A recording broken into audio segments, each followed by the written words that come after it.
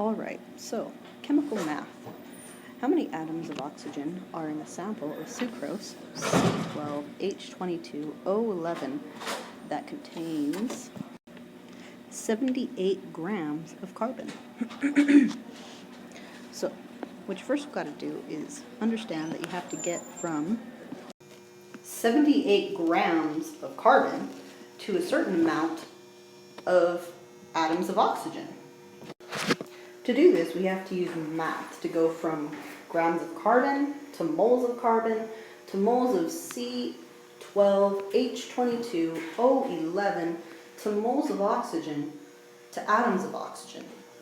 Now, that's a lot of math, but luckily, we can go ahead and we can just kind of cancel out this one because we can just go from moles of carbon to moles of oxygen. So,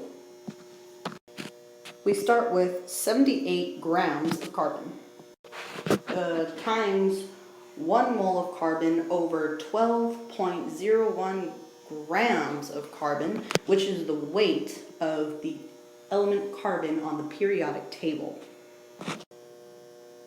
And now we times this by the 11 moles of oxygen and the over the 12 moles of carbon.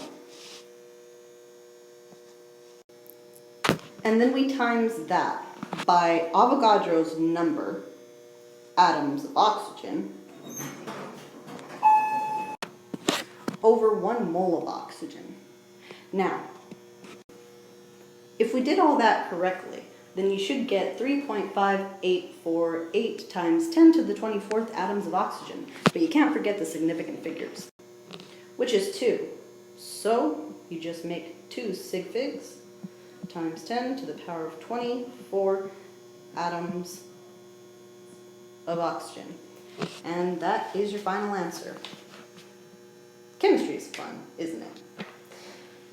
No, it's not.